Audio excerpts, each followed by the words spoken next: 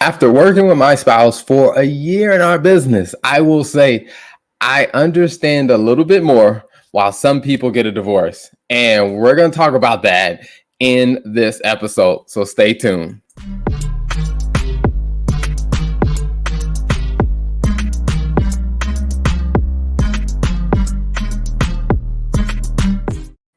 So, as I was saying in the intro, my spouse and I, we've been working together for a year in our business. And I honestly think there are a lot of things that happen when you're working in a business with your spouse that people just don't tell you about. I think sometimes when you ask people, oh, how's it going? They give you a generic answer like, oh, it's going well. You know, we get to work together. And it's just like, you know, I get to work with my best friend. Why do you sound like that? What? Oh my gosh. All right. And, you know, I said to someone, I was like, I think, you know, I don't think people are lying about it. I just don't think people are being fully transparent about what it's really like, you know, when it comes down to working with your spouse. I mean, what's been your take? I mean, first of all, you're going to introduce us? I mean, they already know us. They're watching the Business Talk Library on RTV Tuesday nights at 6 p.m. There may be some new guests. The Business Talk Library. There may be some new people, some new audiences. So for the people that are new, yes. I'm Terrell Turner. Welcome. I am the founder of the Business Talk Library and co-founder of the Terrell Turner Group. This is my lovely wife here. Hello. We are not divorced. We are still married. We choose to be married. And we're not, it's not a business deal. We're not married because we can't separate because it'll destroy the business. Like, no, we actually still want to be married. So I don't want people to get that confused. All right. But this is my lovely wife, Lola. She is also a very huge proponent. I mean, she's founder of our property management and investment firm, as well as a co-founder in the Terrell Turner Group. So now that you know who we are, like I said, we're talking about working with your spouse, because my suspicion is that people are not being completely transparent about what that really is like. What's your thoughts on that? I would agree. I would say that I think most people are not being transparent about it. I think for me, we've been working together. We didn't start working, just for context, we didn't start working together right after we got married. Part of that was because I didn't really like the idea, which funny enough, like my dad has always been an entrepreneur and owned multiple businesses throughout my entire life, but I just didn't really see I had no desire. Like, I'm like, I just want to go to my 9-to-5 job. I want to come home. I want to get my check. I want to make my money. Like, I'm not trying to do any of that. Nothing else. And so we started working together about, I'd probably say maybe 2 years or 3 years into our marriage. And even when it was the 3 years into our marriage, it was a struggle because I wasn't really trying to do it. I'm like, you wasting time. I just want to travel, YOLO, enjoy my best life. Like, I'm just now getting to the point where I feel like I'm making good money. And now you're telling me you want to go start a business. Like, what? No, not happening. So for me, I will say it was a challenge because I was probably more focused on the fear and just like the risk of it all than I really was, you know, just the possibilities and the long-term benefits. So I think that's kind of my perspective or my take on it. Okay. I got it. Thank you for the honesty. Thank you for the honesty. Because one of the things that I think about is, you know, I compare it to the example of if you're going to have children, you know, there is no shortage of people who will give you all of the warning signs or all of the warnings about if you have children, your life is going to change. Be prepared for the change. Like, hey, you going to play golf every day? Are you going to play basketball? Are you going to kick it with the boys or whatever it is that you do? Just be prepared. When you have kids, life is going to change. And to be completely honest with you, there weren't that many people saying that when it came down to starting a business. And I think part of it is also because we don't know a lot of people that have started businesses. I don't know. I kind of feel like it's this almost like this untouched thing. Like, for example, like back where I'm from, I'm half Nigerian, half Kenyan. Like, you always had an uncle that was doing this business. I'm sure this is the same thing in like the US, where you always have that one uncle that's like in business. And when you talk to him and you're like, hey, so what are you working on these days? He's like, oh, I'm selling cars, or like, it's always just, it just sounds shady. Like, oh, I'm just, making some deals. Like, I'm like, nah, this sounds shady. So I think like there's also that notion of like when someone says they're like an entrepreneur or a business owner, I think a lot of people don't really connect the dots. And to be honest, for the people that I don't think we were surrounding ourselves with the right people to be able to give us that honest feedback and advice.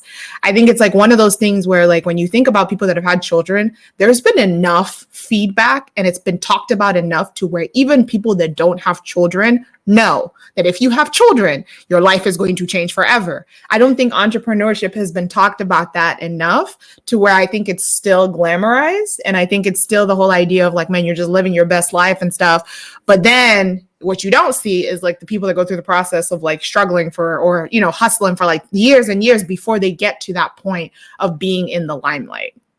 No, I can see that, because I do think some of that comes from some people. They don't really want to talk about, the not so great side of their story. Like a lot of people, they want to give the highlight point, or they want to talk about, hey, this is what went very well. Yeah. This is what went great. Like, hey, we went from, 0 to $1 million, but you didn't tell us that it took you 8 years to do it. Exactly. Right. It's the highlight, like people say, it's the highlight reel. Yeah.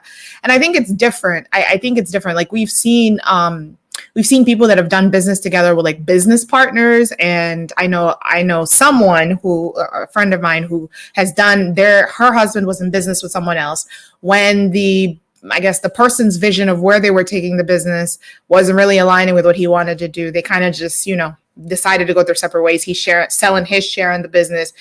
The challenge with being married is if you're running a business together and you don't agree with the direction that the business is going, even if you decide that you want to step away from the business and you're like, you know what, I'm not doing this. Like if I decided, hey, I'm not really feeling where your vision is, Terrell, like I don't really want to do this. I sell the business. Or I'm like, hey, you can take my share or whatever. I still have to live with this person for the rest of my life. Right. So it's like, then you have like all that awkwardness, like, oh, all right. You got to work through the potential for resentment, depending on what the driver was, depending on what the person was. I mean, it's a lot. And I think it's a lot probably because when you get into a marriage, you have like the emotional aspects of it, or sometimes where it's easy for us to allow ourselves to get tied into the emotions.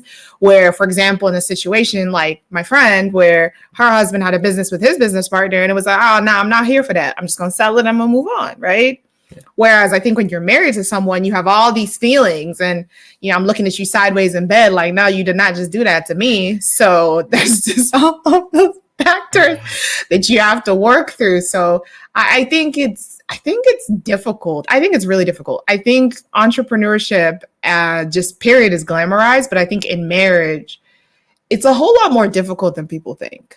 I would definitely agree. Yeah. What would you say is like the most difficult? Because I think I just want to be like very transparent in this conversation.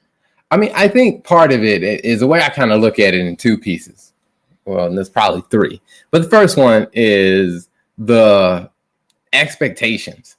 I think sometimes and people may not be honest enough about it, but I'm one of those people, I'm going to be blunt. If you married somebody because you saw all the benefits and the opportunities that you would get, let's just be honest about it. Like, at least be honest with yourself about that. Because I do think sometimes people, they marry somebody, like we were having a conversation about that. Like people are like, hey, they marry somebody for their potential. So let me rephrase that. So what you're really saying is you're not marrying me for who I am. You're marrying me for who you think I can be. Right. And I'm just like, now, when you say it like that, most people will be like, well, no, I'm not saying, like, no, that's exactly what you're saying. And I think just that when it comes down to expectations, I think even for us, like when starting a business, I think you had an expectation of, hey, you would have certain experiences or you would have X amount of your husband's time. But when it came down to starting a business, like that reality wasn't lining up with your expectations. And I think you reach a point where it's just like, okay, something has to change. Either I'm going to have to change what I'm doing, or you're going to have to change your expectations, or we're going to have to do a little bit of both. And to be honest with you, for a period of time, I think neither of us was trying to change. Nope. I fully agree. I would say I didn't realize how time consuming it was. I didn't realize the amount of time that it takes away from, because I mean, I guess I feel like it's just like any job. I think it's the same thing with work, right? Like, depending on how much you want to commit yourself to something, like to see it be successful, like, you know, you may not be available constantly for your spouse or available when they need you to be. So for us, I would say my biggest challenge, and this was before you even started the business that we now have, or the businesses that we now have, was just us getting married and me having expectations that Terrell was going to be home every night for dinner at 6:30. I mean, I remember we fought about this, like the first 6 months of us being married, like, because my expectation was like, we're married I think it was for the last year of our engagement. Oh no, actually I take that back. For the entirety of our engagement, we lived apart. So we got engaged. I moved to Mexico for work, and then I was there until we pretty much got married. So for the entirety of our engagement, I was working overseas. And I mean, so I get married, like we get married, and I'm like, oh, this is great. Like we get to spend this time together. He can go to work, he can come back, I can make dinner because I used to like to cook. I still do. I just don't do it as much. And I just had this expectation in my mind, like, you know, he would come home and we would have dinner. We would sit down at the table and have dinner. And I think like the first couple of nights, like when we got married, and then on top of that, we got married, we moved to DC, or we moved from DC.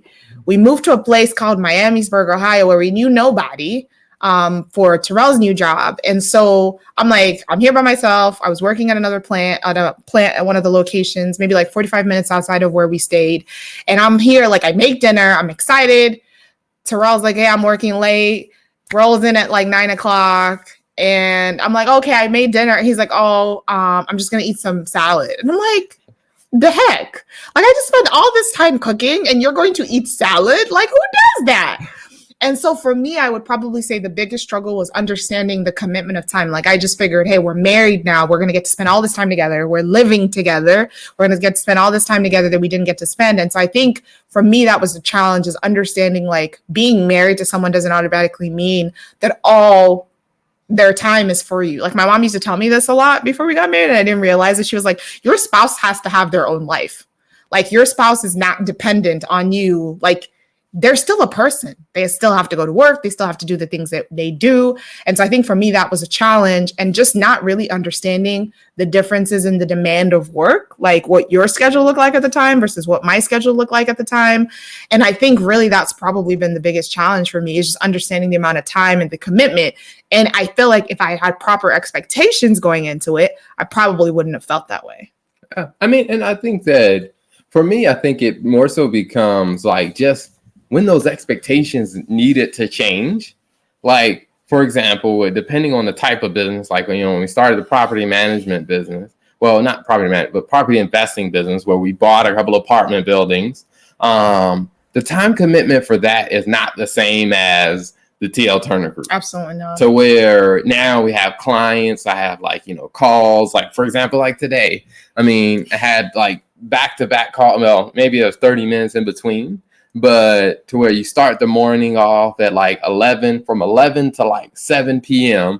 I'm in calls, doing stuff for clients, and, couple back-to-back meetings and stuff, like all throughout the day, to where it's just like, if the expectation is, well, after you get done with all of that, then you're going to focus on me. And I'm just like, no, after I get done with all that, I need to record this episode for RETV. And then I still got 3 more things I need to get done for clients that are waiting on me to execute on stuff today.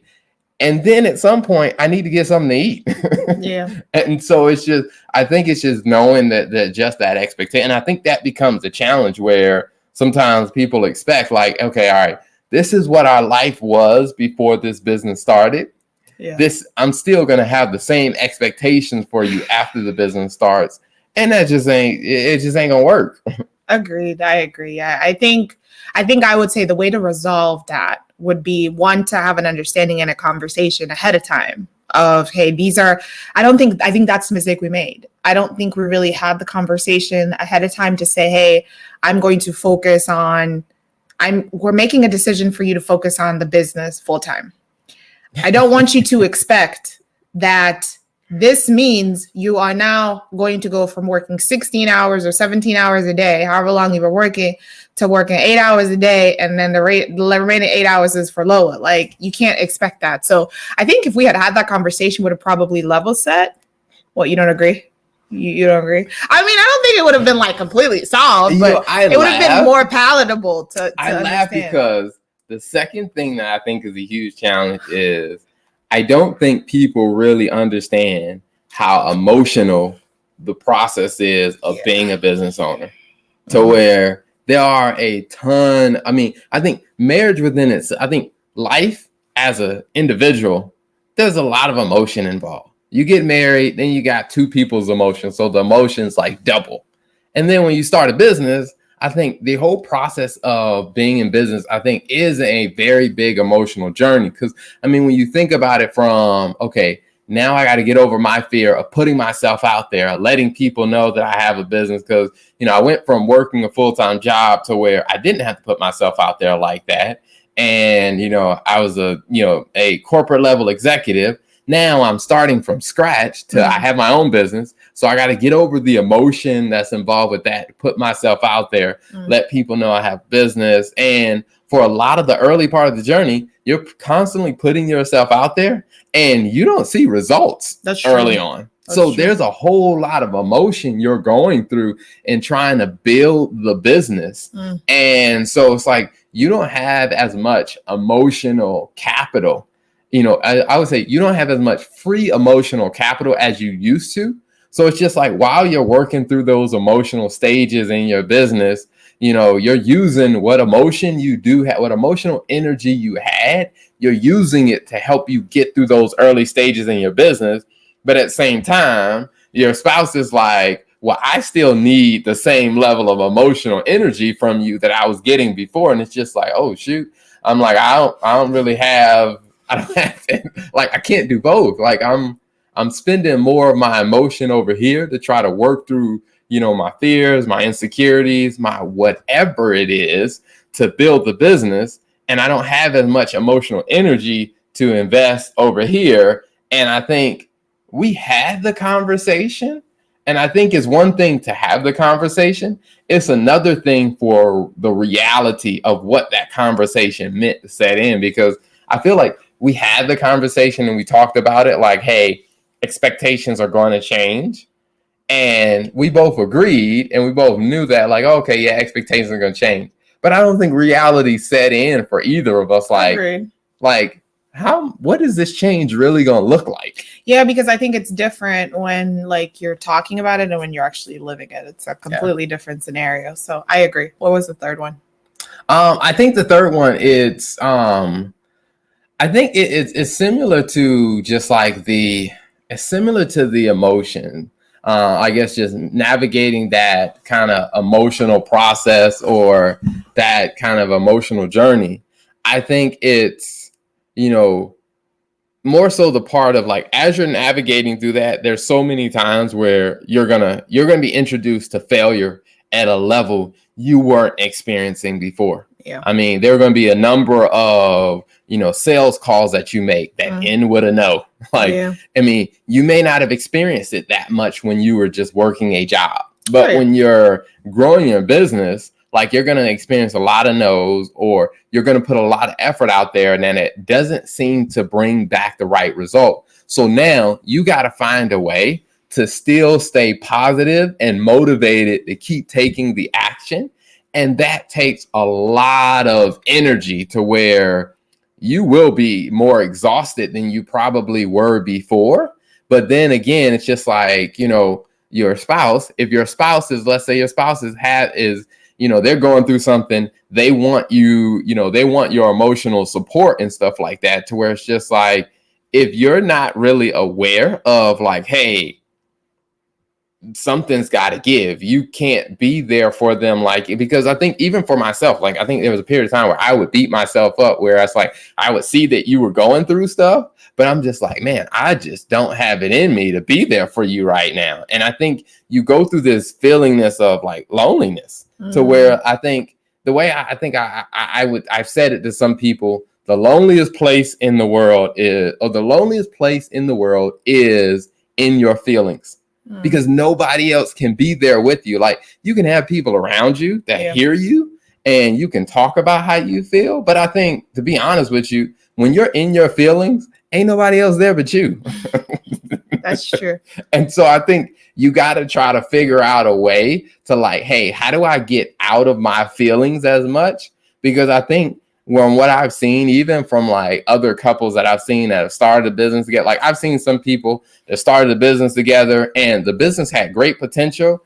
And I was talking to the husband and he was like, nah, I had to sell the business because, man, my wife she just wasn't having it. Just like, and the business had great potential, but I'm not mad at him because, hey, he made the decision that made sense for his marriage. Yeah, and I can't be mad at him for that. I mean, I will say, as much as I love growing, a business and being an entrepreneur, I wouldn't put my business before my marriage. Like, if it came down to it, I mean, I wouldn't be happy about it, but I would be like, all right, I need to figure out how to sell this business because it's like ruining my marriage. Now, of course, I'm gonna have to go through some therapy to work through it. I'm gonna have to call some friends and be like, I need to talk because I had to sell my business because it was ruining my marriage. I love my wife. I don't want to resent my wife, but I do miss my business. I mean, oh my gosh. But I do think, like I said, I do think that the emotional side is probably, and especially for like, if you're, and I think, for a man, woman, whoever, going that emotional journey of being an entrepreneur is something completely new. I think you've never probably experienced it in any other area. I mean, because I see the same thing, like when people that are first time parents, like when they become parents, I mean, it's one of those things where like the amount of arguing that they do, sometimes, unfortunately, it increases. And I think because like being a parent has introduced them to a whole new level of stress that they didn't experience before, and they don't know how to handle it. So it ends up just coming out as frustration against their spouse because they're like, well, you wake up in the middle of the night and feed a baby the bottle. Like, I want to sleep. Oh, goodness. But I think but I mean, in all seriousness, I do think part of it's like, you really got to be able to sort that out. Like, you got to be able to sort out your own emotions. And then also in business, you got to be able to work through the emotions of your customers. You also got to be able to work through the emotions of your vendors. And then depending on what type of business, you probably got to work through the emotions of people in the community, but they're like, well, we don't like your product, and it's like, my product has nothing to do with that. But it's like, you got emotions of everybody else's emotions or whatever that you got bringing. Like, I mean, because I look at like a lot of restaurants that we serve or whatever, you got to deal with I was talking to one of our clients and he was like, one Sunday, he was just like, I was just done. He was like, I went home. I told nobody, I just need a break. Don't talk to me. He was like, he even told his wife, and he was like, you didn't do anything wrong. But he was like, these customers have put me through it today. I don't want to talk to anybody. And his wife had called him about something, and he was like, why are you calling me? I said, I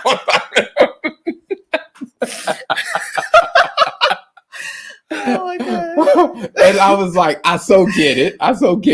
Now, I was like, I told him, I was like, I hope you went back and apologized. He was like, yeah, I did. I went back and apologized because I'm just like, it wasn't her fault. It was a customer's fault. But it's just like, you got so much to deal with that. It's just, I think everybody has to be prepared for the shift and the change. So like when a person says like, oh, I'm going to start a business, especially if they're married, because they're like, oh, I'm going to start this business. Did you talk to your spouse? Like, you might need to have that conversation before you jump off and start this business. And it reminds me, sorry to cut you off. It reminds me, I think it's Kim Copper, what she said about how like your family, in an interview we did for the Business Talk Library, which is a great one, by the way, go check it out. She said your family didn't sign up for entrepreneurship. I think it was Kim, where she said a lot of times, you go and do this entrepreneurship thing and you're like, you just gung ho and you're working all these hours. But one of the things you have to remember is your family, your loved ones did not sign up for entrepreneurship. So if you're going into business or you're thinking about going into business, you need to remember your spouse did not sign up for that. They may support you, but it's a whole different place to be. As much as I say that, I am a co-owner of the TL Turner Group, I still cannot fully understand what Terrell has to deal with on a day-to-day basis, because the reality is I'm still working my full-time job and helping with this. So I'm not in it day-to-day. I don't interact with the customers on a daily basis. So like, it all comes down to really being able to be in that space of compassion and understand where your spouse is. And it's not automatic, because I don't feel like I'm there yet. But I think gradually my biggest thing has been, I guess, what can I take off your plate so that you can do this? Or what can I help with so that you can do that? And so I think one of the things that I would advise any couple, if your spouse is starting a business, understand, and I'm not fully there yet, but I'm working on it, that you're going to have to give up some things to be able to support them to do that. And that decision is not something that should come lightly. So it's just important that when you talk to your spouse about that you understand that. I remember I was listening to something on Clubhouse where the lady was talking about how she was trying to take a vacation with her friends, and her husband, I think her husband worked in the construction business. He had a construction business. She was helping him with like the project billing and stuff like that. And she basically came on the Clubhouse room to be like, I'm trying to take a vacation with my friends. I was supposed to be helping my husband with this business for a few months. It's now become a thing where I'm basically the one handling this whole like project billing.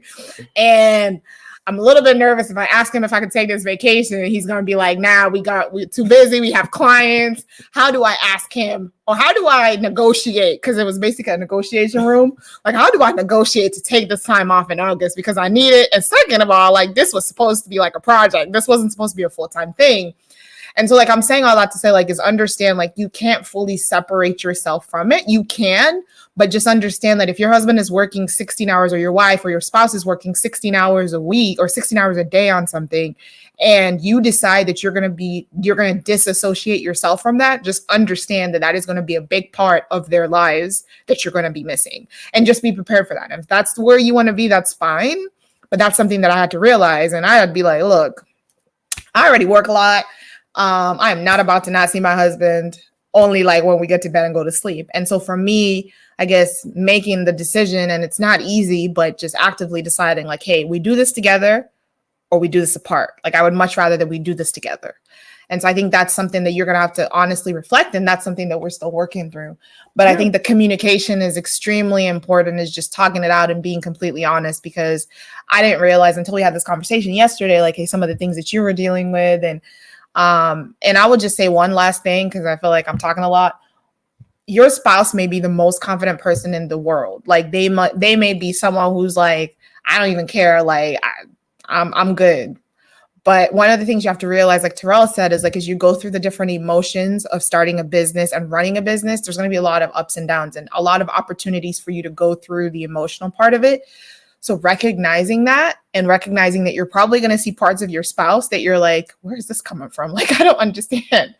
But being patient and loving enough to step back and support them through that, even if you don't recognize that part of them, because the reality is they're learning, they're evolving, they're working through insecurities.